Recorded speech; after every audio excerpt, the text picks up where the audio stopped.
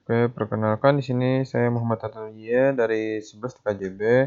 Di sini saya akan melakukan presentasi di pelajaran Teknologi Layanan dan Jaringan, membahas tentang teknologi komunikasi data.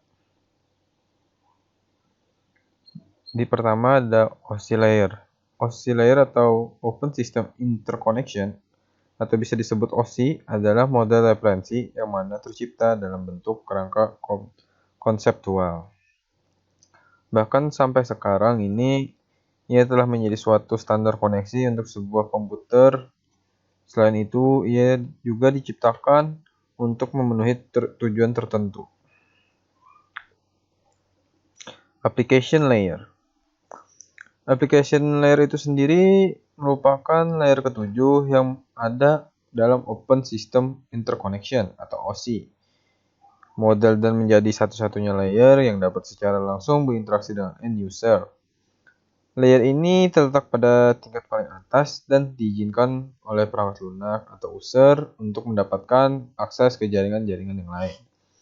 Layer akan bertugas untuk mendefinisikan setiap konten yang ditransmisikan melalui jaringan, kemudian menampilkannya ke dalam aplikasi sehingga dapat dilihat oleh user-user yang lain. Contoh standarisasi layer. Yang pertama ada layer fisikal. Yang kedua ada layer data link. Yang ketiga ada layer network. Keempat ada layer transport. Kelima ada layer session. Keenam ada layer presentation. Dan terakhir ada layer application. Oke, kita mulai dari penjelasan apa itu application layer dan presentation layer dan serta contoh standarisasinya masing-masing. Di sini layer application adalah penghubung utama antara aplikasi yang berjalan pada satu komputer dan resources network yang membutuhkan akses padanya. Layer application adalah layer di mana user akan beroperasi padanya. Protokol seperti ini biasanya mempunyai contoh device adalah FTP, Telnet, SMTP, HTTP, FOP3 berada pada layer application. Layer presentation. Layer presentation dari mode OSI melakukan hanya suatu fungsi tunggal, translasi dari berbagai tipe pada sistem sintaks sistem.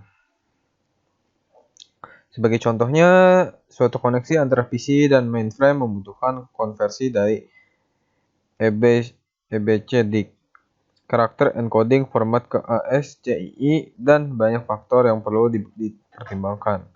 Presentation layer bertanggung jawab bagaimana data dikonversasi dan diformat untuk transfer data.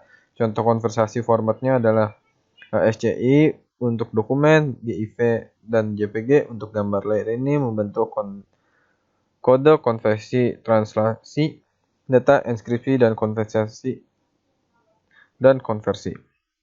Contoh format gambar adalah JPG, GIF dan PNG dan sebagainya.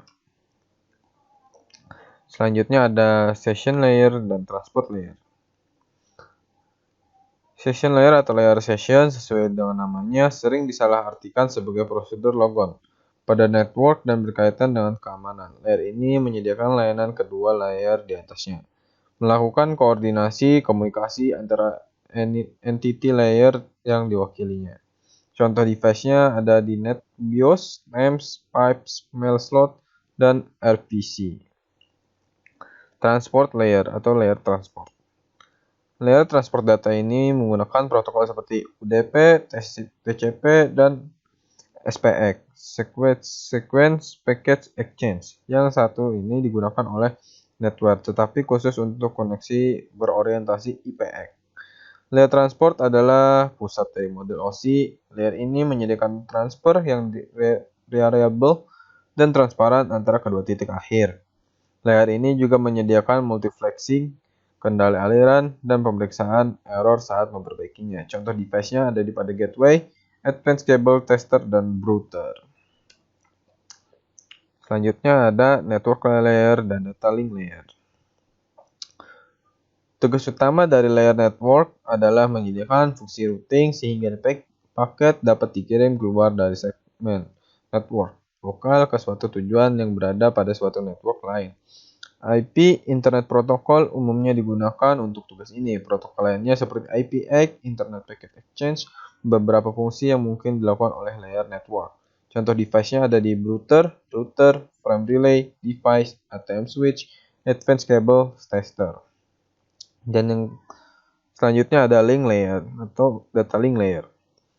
Layer ini menyediakan transfer data yang lebih nyata sebagai penghubung antara media network dan layar protokol yang lebih high level. Contoh device-nya ada di bridge, switch, ISDN, router, intelligent hub, NIC, dan advanced cable tester. Selanjutnya ada physical layer.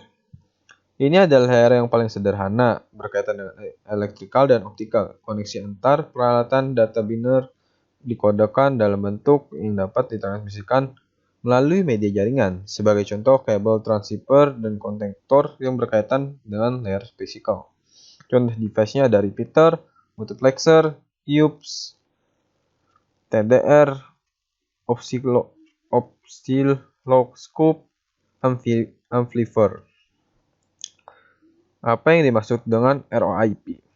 ROIP singkatan dari Radio over Internet Protocol sendiri adalah sebuah teknologi sistem radio yang menggunakan standar Voice over IP (VoIP) dan bekerja melalui perangkat lunak maupun perangkat keras. ROIP memungkinkan adanya multi komunikasi dengan banyak frekuensi serta terhubung dengan perangkat komunikasi. Di sini ada base station, IP gateway, IP interface, dan repeater. Di base station sendiri adalah base transceiver station atau disingkat BTS, adalah sebuah infrastruktur telekomunikasi yang memfasilitasi komunikasi nirkabel antara peranti komunikasi dan jaringan operator. IP gateway. Gateway address merupakan alamat IP yang harus dilewati oleh semua komputer di jaringan yang ingin berkomunikasi dengan jaringan yang berbeda. Jika sebuah host di jaringan ini berkomunikasi dengan host di jaringan yang berbeda, maka perlu adanya alamat gateway. IP interface adalah sebuah identitas angka yang digunakan semua perangkat komputer agar saling berhubungan dalam jaringan internet. Repeater. Repeater sering diartikan sebagai sebuah alat yang digunakan untuk menguasai sinyal.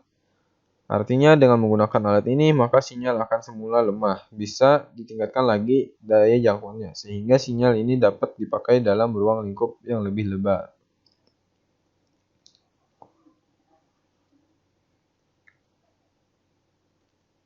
Keuntungan menggunakan sistem ROIP. Keuntungan yang kita dapatkan dari sistem ROIP ialah menyatukan jaringan komunikasi dengan mudah, jaringan radio ditempatkan berbeda bahkan dengan band frekuensi berbeda dapat dipadukan menjadi satu sistem jaringan komunikasi yang terpadu. ROIP dapat mendukung sistem komunikasi suara live hingga 30 wilayah secara bersamaan. ROIP bekerja dengan standar layanan jaringan yaitu LAN atau WAN.